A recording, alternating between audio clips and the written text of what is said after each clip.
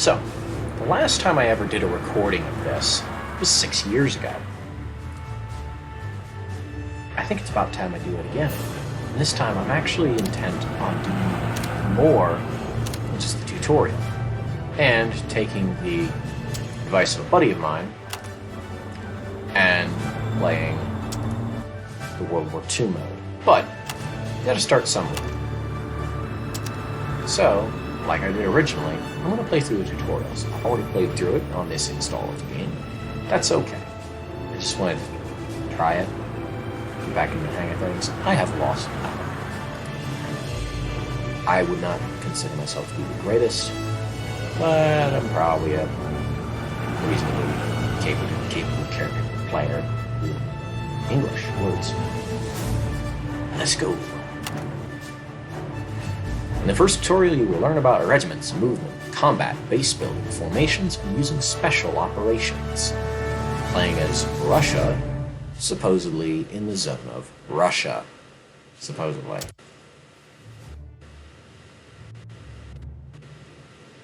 Welcome to Axis and Allies Basic Training.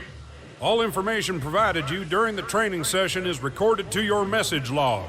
To view this message log, click the flashing message log button. Let me click on the flashing message log button. Oh wow. Now here's something that has bothered me about the game. At least about this. I've done this too many times.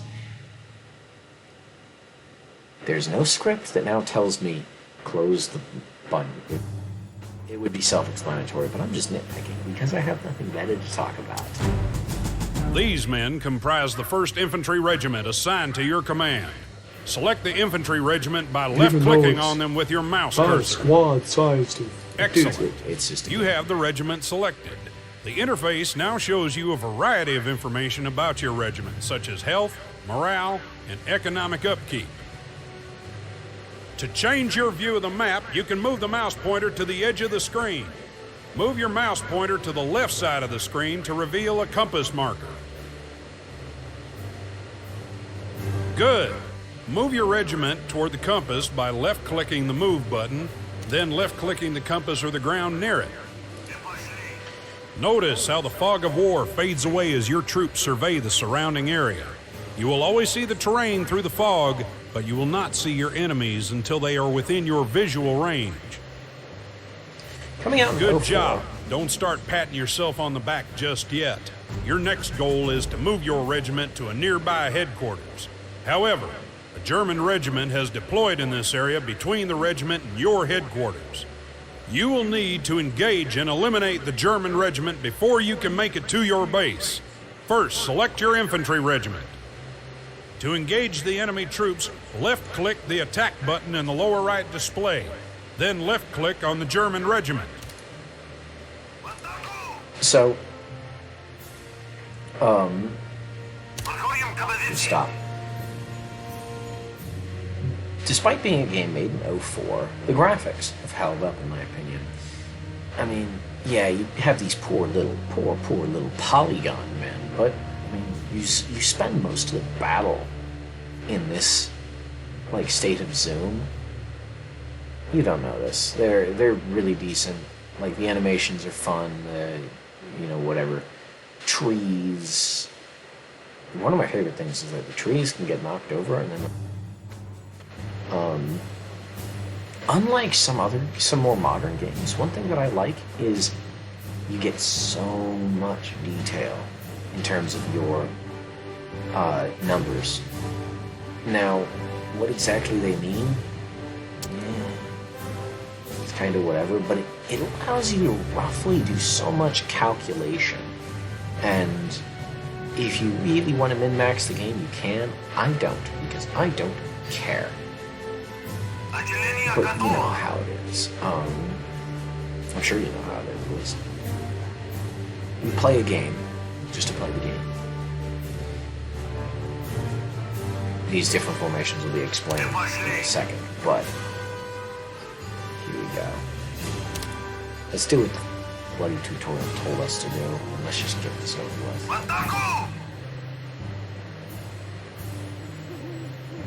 If you want to retreat from combat, you will need to use the run command. If the combat has dragged on and your troops are low on morale and unable to run, you can use the route command as a last-ditch attempt to save your regiment. The Germans have requested reinforcement. Excellent. You have successfully retreated from battle without... I did just skip over a dialogue option, but if you couldn't read that... Okay, let's go back.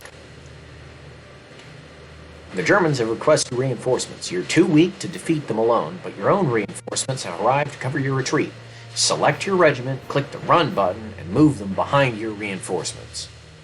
Germany's 2nd Recon Infantry Regiment destroyed. And then I retreated. By all accounts, I'm winning. Losing your regiment. With the help of your reinforcements, re-engage the Germans and destroy them.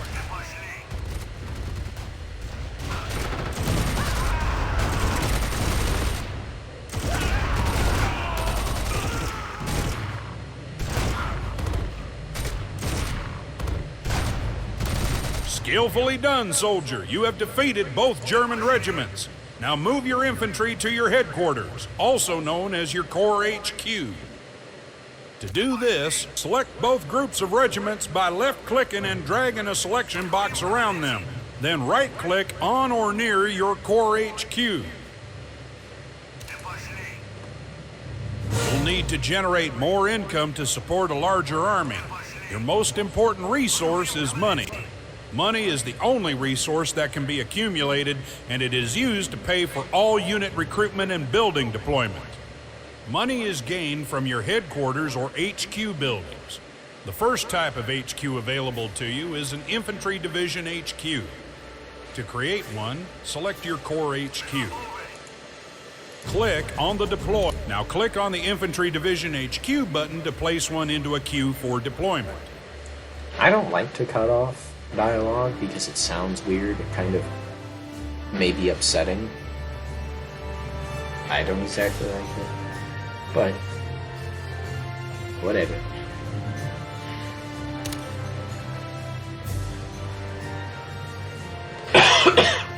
So, cool thing while it's building that. So, infantry division HQs, right? You know what? No, I'll hold that thought for the next one. I'll do it in the same video because these will only be about 10 minutes each. If it hurries up. The Infantry Division HQ has been deployed and is represented by a single truck. All your important military buildings are transported via trucks. To gain access to the building's functionality, you need to unpack the truck first. Go ahead and select the truck. Good. Now click the select a location for it to unpack and left-click on the map.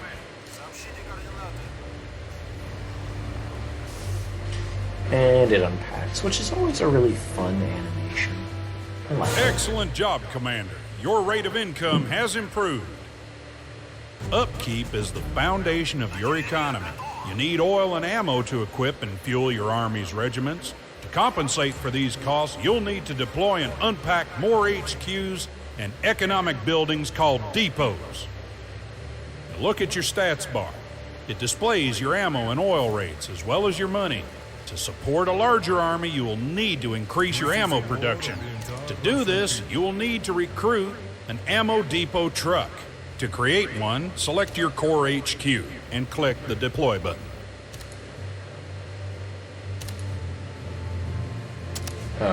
Click on the Ammo Depot Truck button to deploy it. The script bugged out. Anyway. And I'll sit and wait for it. I used to know ways to uptick the speed. Great. Now select the Ammo Depot Truck and unpack it.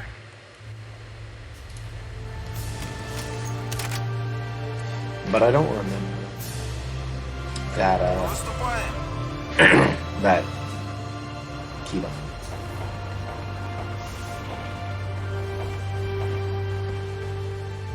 Perfect. You now have extra ammo to help support your army. While your regiments are combat worthy, you will need to deploy more troops to increase your army's size. Division HQs have multiple uses. They also provide you with your fighting regiments and increase your unit limit. To build more infantry, select your Infantry Division HQ and click the Deploy button. Click the Infantry Regiment button. This will deploy one more infantry regiment to complete your army. That was probably... Well, I'm sorry. Because I'm trying to just shift my... I'm just trying to shift my microphone around to a more comfortable position. I haven't. When regiments are deployed, only the commanding officer is recruited.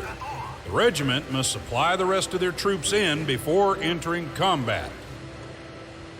However, supply can only occur within a supply zone.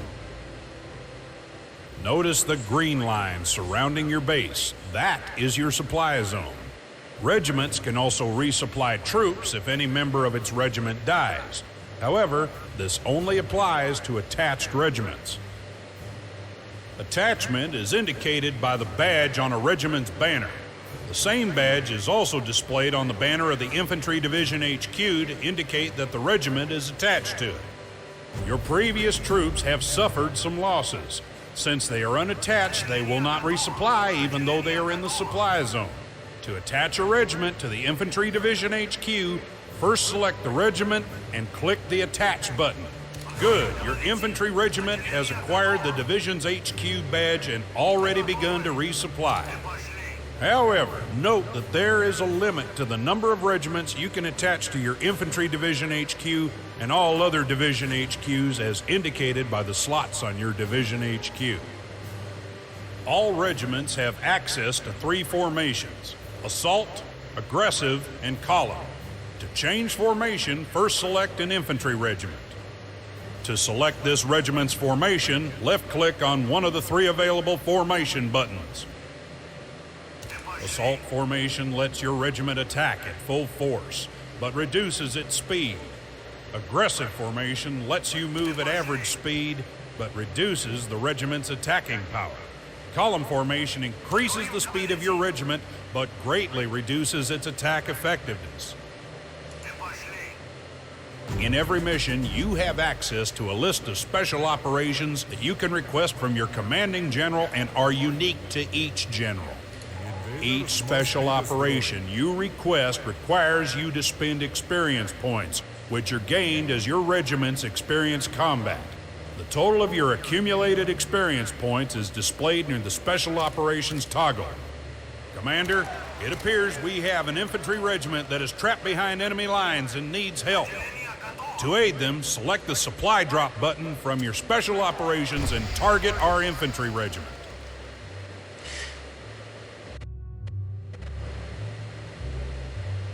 I don't have much commentary to make at this time, but, you know, it's just, you know. Again, the tutorial should be self-explanatory. It's a tutorial. I'll just walk you through it. I'm just playing through it on video so you all get to see it. And you can have a bit more context. Plain. Excellent! You've saved another regiment whose experience will later benefit you. Congratulations! This completes the first portion of your training. To learn more about supply chains, airfields, engineers, and battleships, continue to the next training mission. And battleships. So, that would be this mission. Now, normally in my playthroughs, at least of the campaign, I would stop here. I would do a different video, but these are tutorials. They will last no longer than 10, 20 minutes. Frankly, I don't remember the full time.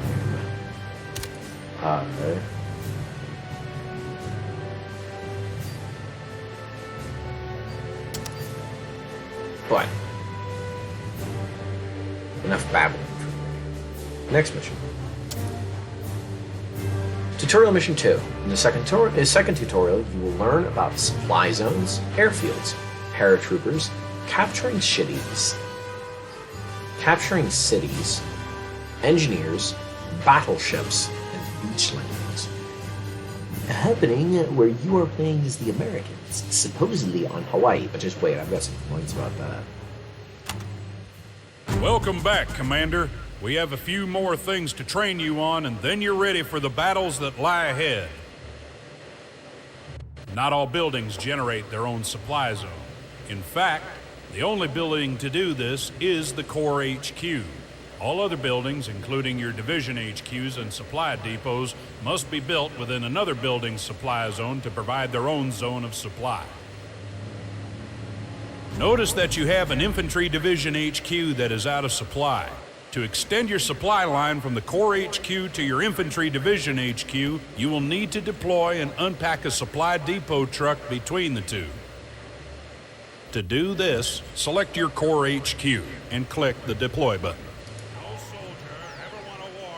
Click on the button to deploy a supply depot truck. Order the supply depot to unpack within the supply zone of the Corps HQ, but between it and the infantry division HQ. So, interesting thing about supply depot trucks. Supply depot trucks do not count to the building limit. Buildings such as the Corps HQ, division HQs, airfields, engineer battalion, artillery brigade, engineer brigade, artillery brigade, and motor pool, ammo depots, and oil depots count towards this building limit. Supply depots do not. You will see me on many occasions leveraging this.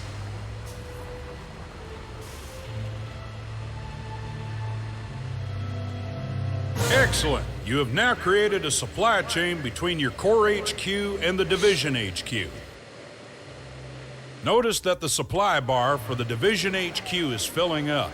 If the Division HQ gets cut off from its supply source, it will keep on providing supply for a limited time until its stockpile supply is depleted. To the north, there is an island with a city that you need to capture. However, there is no way to get ground troops to the city. You'll need air support to capture it. Airfields grant two distinct benefits: reconnaissance and bombing raids. First, you will need to scout the city to determine its defenses. Go ahead and select your airfield. Good. Now click the Air Recon button. Now, click a location near the city to send a fighter plane to scout the city. So this is one of the complaints I have. I am playing as the Americans on what is supposed to be Hawaii. That's not a very Hawaiian city name. Atari, what are you doing? It's just, yeah, I'm having a bit of a chuckle over it. It's just silly. It's kind of fun. Gnome, little planes. P-51D.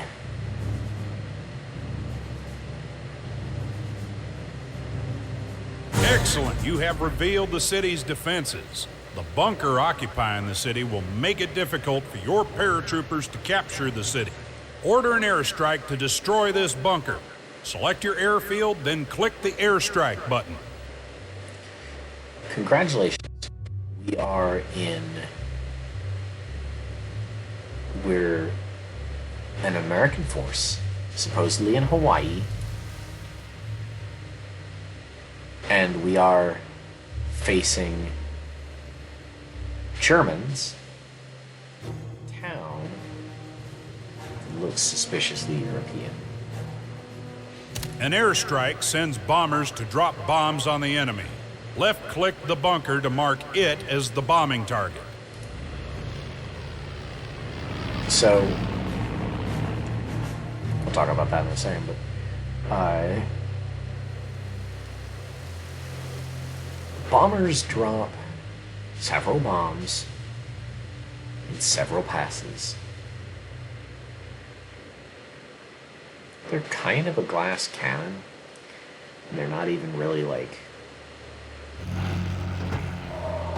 capture a city, you must destroy all enemy bunkers and troops occupying it. Now that the bunker is destroyed, send paratroopers to finish the job. To do this, select your Airborne Division HQ and click the Deploy to Location button. So, something about Division HQs. That's really cool. This badge and this badge are real. So, it's just kind of fun. It's a little bit of flavor. It's satisfying. This, if you're curious, is the 3rd Armored Division. This is the 1st Infantry Division, at least if my memory serves. No, it's not the 1st Infantry Division. 1st Infantry Division is Big Red 1. Ooh. I don't think it's the 2nd either. Ooh, I'm gonna be wrong. Ooh.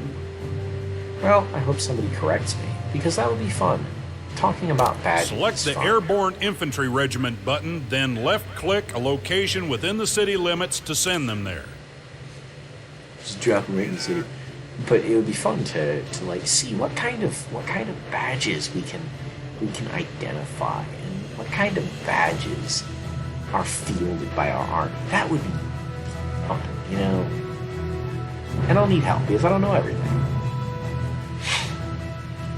I don't know everything, and I'm ready to admit that. C-47B Skytrain.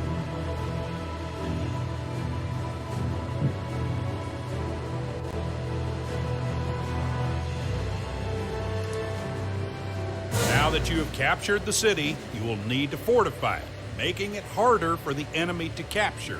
To do this, you will need to make use of your engineers. Engineers are special regiments that can repair buildings and construct bunkers. Engineers can build 3 types of bunkers: machine gun, artillery, and anti-aircraft. To construct a bunker, select the engineer regiment and click the build button.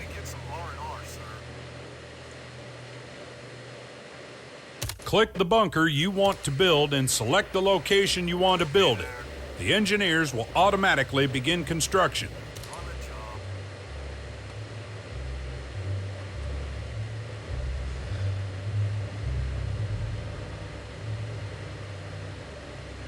Yeah, the badges. The badges come from a randomized pool. And it's just kind of fun. Little silly, little fun.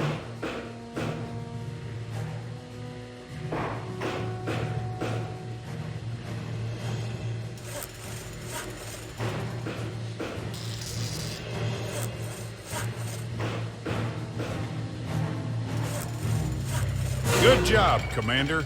Remember that your engineers are not only builders, but they can repair as well. A nearby supply depot appears to be damaged.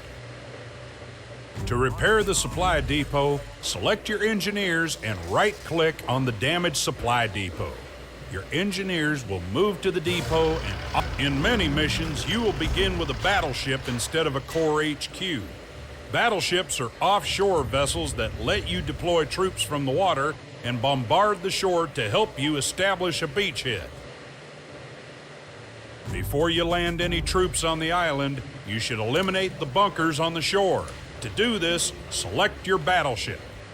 Now, click the bombard button and target a bunker. Excellent. To deploy troops to the beach, left-click the Deploy to Location button and select an unguarded location on the beach to send your troops there. The battleship will send a transport to land on the beach and deploy your troops.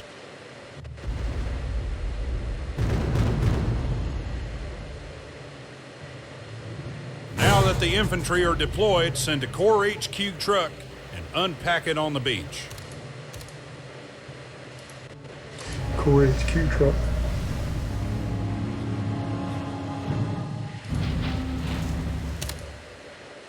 I want to see something. Okay, so they all 3 guns fire at once, which is fair. It's the general. On your feet. Open fire.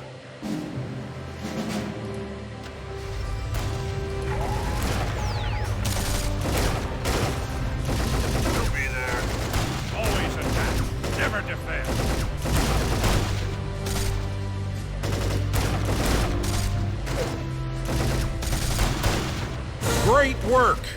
This completes your training. You are equipped and ready to tackle the toughest battles. Now get to work.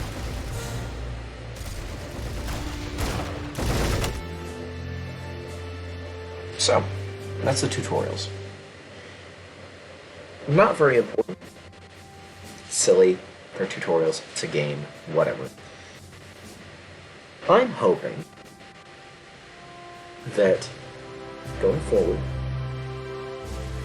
all of you who watch this will join me in the subsequent plays of this game. No, I'm not going to call this a Let's Play. Just going to play the game. I'm going to play the game, I'm going to record. I'm not going to sit here and try to come up with interesting stuff to talk about. I might talk about the madness, you know, what my thought process is, that kind of thing. But yeah.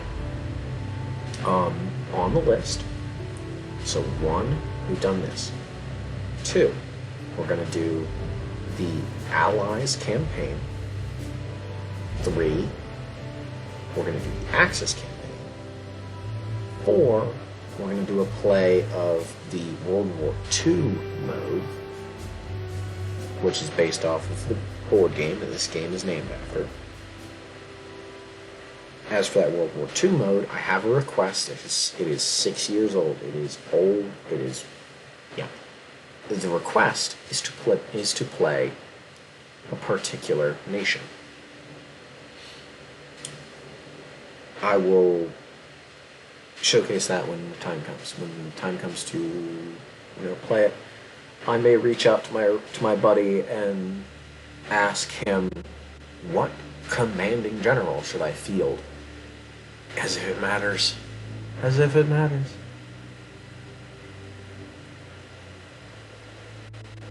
All in all,